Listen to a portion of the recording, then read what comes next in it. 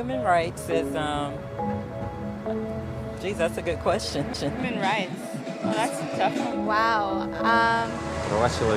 I don't even know how to give that a definition. I would probably have to do a little bit of homework or something. Yeah, any right that I think just as a normal, human, The rights that humans have. Oh, that's a very large debate. Zu mange ting. Tú le puedes preguntar a 20 personas y te van a dar 20 diferentes opiniones. Non saprei, è una domanda complicatissima. Guess we just take them for granted that they're there, but we don't even consider what they are.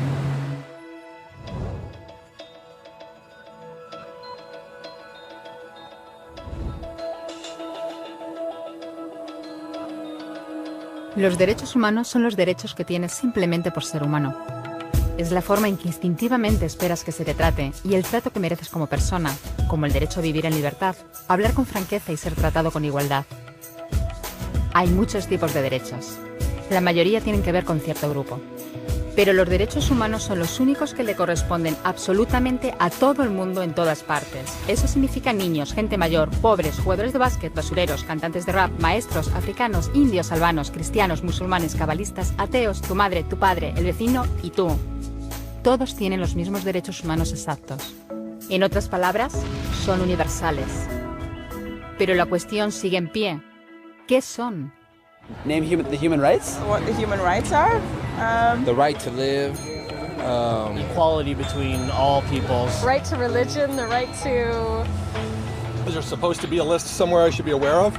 De acuerdo con las Naciones Unidas, hay un total de 30 derechos humanos, que generalmente se agrupan y se llaman simplemente derechos humanos. Se enumeran en la Declaración Universal de los Derechos Humanos, que es el documento sobre el tema más aceptado en el mundo. Pero llevó mucho tiempo para que llegaran. Al principio no había derechos humanos. Si estabas con la gente adecuada, estabas a salvo. Si no, no lo estabas. Pero entonces Ciro el Grande decidió cambiar todo eso. Tras conquistar Babilonia, hizo algo completamente revolucionario. Anunció que todos los esclavos podían irse en libertad. También dijo que la gente era libre de elegir su religión, sin importar de qué grupo fueran parte. Documentaron sus palabras en una tablilla de arcilla, conocida como el cilindro de Ciro, y así sin más nacieron los derechos humanos. La idea se extendió rápidamente, hasta Grecia, la India y al final hasta Roma. Se dieron cuenta de que la gente seguía de forma natural ciertas leyes, incluso aunque no se les dijera que las siguieran. Llamaron a esto derecho natural, pero siguió siendo pisoteado por quienes se encontraban en el poder. No fue hasta 1000 años más tarde en Inglaterra donde finalmente hicieron que el rey estuviera de acuerdo en que nadie podía invalidar los derechos de la gente, ni siquiera un rey. Los derechos de la gente fueron finalmente reconocidos y estaban ahora a salvo de los que estaban en el poder. Hasta cierto punto. Todavía hizo falta que un grupo de rebeldes británicos declarara su independencia antes de que el rey entendiera que todos los hombres han sido creados iguales. Es decir, no es que a él le gustara la idea, sino que no pudo pararles, y así nació América. Los franceses siguieron inmediatamente con su propia revolución por sus propios derechos. Su lista era más larga e insistían en que esos derechos no eran solo inventados, eran naturales. El concepto romano de derecho natural se había convertido en derechos naturales. Por desgracia, no todo el mundo estaba tan entusiasmado. En Francia, un general llamado Napoleón decidió derrocar la nueva democracia francesa y se coronó a sí mismo emperador del mundo.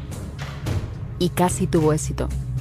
Pero los países de Europa unieron fuerzas y lo derrotaron. Y los derechos humanos eran una vez más un tema candente. Se redactaron acuerdos internacionales garantizando ampliamente muchos derechos por toda Europa, pero solo a través de Europa. El resto del mundo de alguna forma todavía no cualificaba. En vez de eso fueron invadidos, conquistados y consumidos por los enormes imperios europeos. Pero entonces un joven abogado de la India decidió que ya había sido bastante. Se llamaba Mahatma Gandhi y frente a la violencia insistió en que toda la gente en la tierra tenía derechos. No solo en Europa. Al final, hasta los europeos empezaron a estar de acuerdo. Pero no iba a ser tan fácil.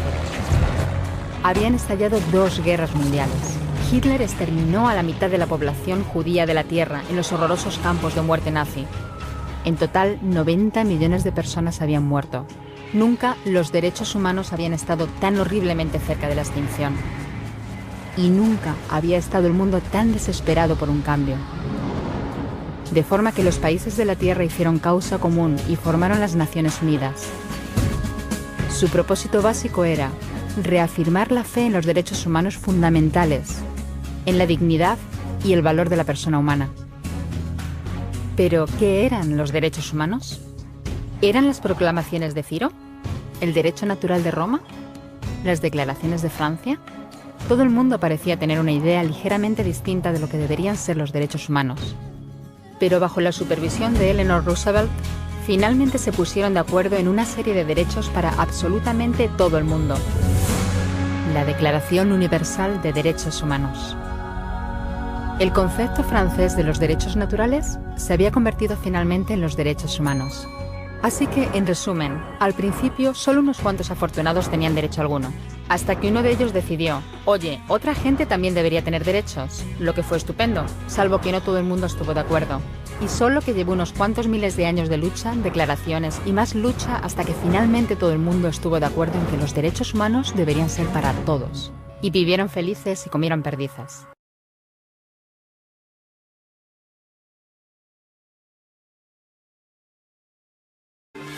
El mundo está formado por diversas culturas, países y personas. Sin embargo, más allá de las diferencias, existe un rasgo común fundamental. Todos los seres humanos nacen libres e iguales en dignidad y derechos. Así reza el artículo 1 de la Declaración Universal de Derechos Humanos del 10 de diciembre de 1948. Los derechos humanos se han convertido en uno de los conceptos más importantes de la historia de la humanidad. ¿Pero qué son realmente los derechos humanos? ¿Quién es responsable de su defensa? ¿Y son realmente válidos para todos los seres humanos? Se entienden por derechos humanos aquellos que corresponden a toda persona por el solo hecho de serlo. Son innatos. Los derechos humanos tienen validez sin excepción para todo ser humano en cualquier parte del mundo. Son, por lo tanto, universales. Son válidos para todas las personas por igual, independientemente de su raza, religión, sexo, orientación sexual, color de piel, edad u otras características que puedan diferenciar a los seres humanos entre sí. Los derechos humanos forman parte del derecho internacional. Ya la Carta de las Naciones Unidas de 1946 contenía importantes pasajes dedicados a la protección y el significado de los derechos humanos. El primer acuerdo internacional al respecto es la Declaración Universal de Derechos Humanos de las Naciones Unidas de 1948. En 1966, la ONU aprobó otros dos instrumentos internacionales, el Pacto Internacional de Derechos Civiles y Políticos y el Pacto Internacional de Derechos Económicos, Sociales y Culturales. Juntos se denominan Leyes Internacionales de Derechos Humanos. Son la base jurídica más importante a este respecto. A todos ellos hay que añadir otra serie de convenciones. La Convención sobre el Estatuto de los Refugiados, la Convención sobre los Derechos del Niño, la Convención contra la Tortura y la Convención sobre los Derechos de las Personas con Discapacidad. ¿Pero cuáles son en detalle los derechos humanos fijados por estos instrumentos? A menudo se clasifican los derechos humanos en tres generaciones o dimensiones. La primera dimensión, los derechos civiles y políticos clásicos.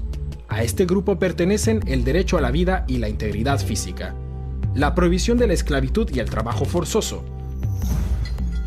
la protección contra la tortura, la libertad de opinión, la libertad de conciencia y religión, una amplia prohibición de la discriminación, además del derecho al voto.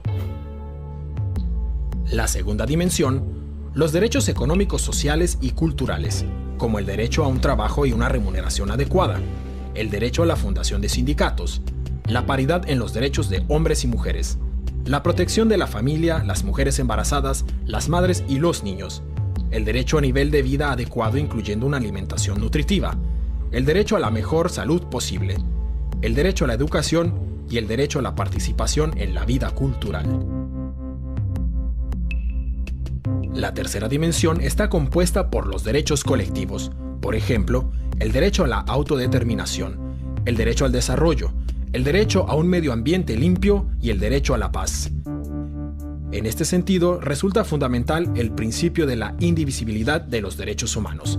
Según este principio, no puede establecerse una jerarquía entre los derechos políticos, económicos, sociales y culturales. Los derechos humanos deben garantizarse conjuntamente. La realización de los derechos civiles y políticos depende de la garantía de los derechos económicos, sociales y culturales y viceversa. ¿Y quién se ocupa de que se apliquen y respeten los derechos humanos? La responsabilidad principal recae en los gobiernos. Estos no pueden perpetrar ninguna violación de los derechos humanos. Deben protegerlos de los ataques de terceros y tienen que crear las condiciones para su absoluto cumplimiento. El órgano central de la ONU es el Consejo de Derechos Humanos, formado por 47 estados con sede en Ginebra. El Consejo de Derechos Humanos revisa regularmente la situación de los mismos en los estados miembros. Asimismo, puede enviar expertos independientes a países específicos. Pero existe un problema. En este órgano participan muchos estados que en la práctica no protegen los derechos humanos. El Consejo de Seguridad de las Naciones Unidas se ocupa especialmente de la protección de los derechos humanos en guerras y conflictos armados. Sus esfuerzos se dirigen, por ejemplo, a luchar contra el reclutamiento de menores como soldados. La Alta Comisionada de las Naciones Unidas para los Derechos Humanos coordina todas las labores relativas a este respecto y dispone de varias oficinas locales que pueden enviar a expertos en derechos humanos a las misiones de paz de la ONU. La Corte Penal Internacional de La Haya. Por primera vez existe desde 1998 una instancia que puede investigar y condenar violaciones especialmente graves de los derechos humanos, como son el genocidio, los crímenes de guerra y los crímenes contra la humanidad. Sus alcances todavía son limitados a causa de la falta de apoyo de importantes naciones como los Estados Unidos de América o China. Sin embargo, este es un importante paso ya que los criminales de guerra ya no pueden estar seguros de permanecer impunes.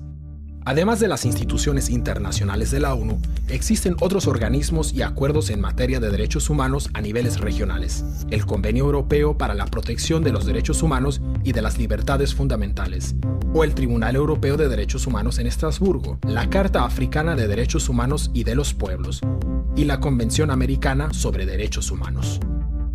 La sociedad civil asume un papel especialmente importante. Las organizaciones no gubernamentales como Amnistía Internacional o Human Rights Watch se encargan de vigilar en todo el mundo el respeto de los derechos humanos y de llamar la atención sobre violaciones a los mismos. Mediante su presencia en la opinión pública, ejercen presión sobre los gobiernos. Asimismo, participan en el desarrollo de las bases jurídicas. ¿Pero existen controversias en materia de derechos humanos? Sí, sobre todo dos aspectos son controvertidos. Punto de discordia número 1. El carácter universal de los derechos humanos. El argumento, la idea de los derechos humanos procede de Occidente y por lo tanto no puede trasladarse automáticamente a otras culturas.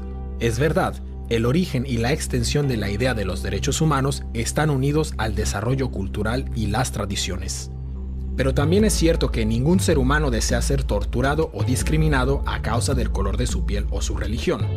Toda persona aspira a poder expresar su opinión libremente, sin miedo a ser perseguido. Todo ser humano desea vivir una vida digna bajo un techo y sin sufrir hambre ni sed. Y todos estos deseos están recogidos en el concepto de universalidad de los derechos humanos. Cabe destacar que la universalidad se pone en tela de juicio por estados o grupos responsables de violaciones de los derechos humanos.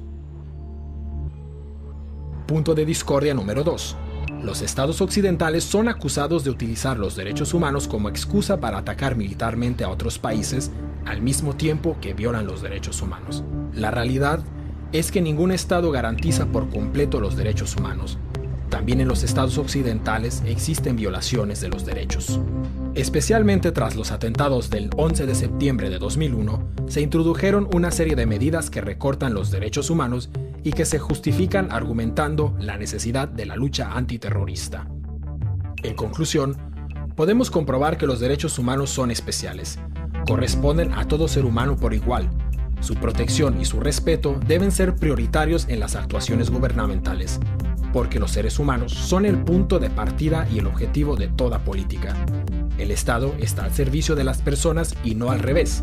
Los derechos humanos requieren una lucha constante para su protección y su defensa. Solo si respetamos los derechos humanos podremos asegurar la paz y la estabilidad a largo plazo.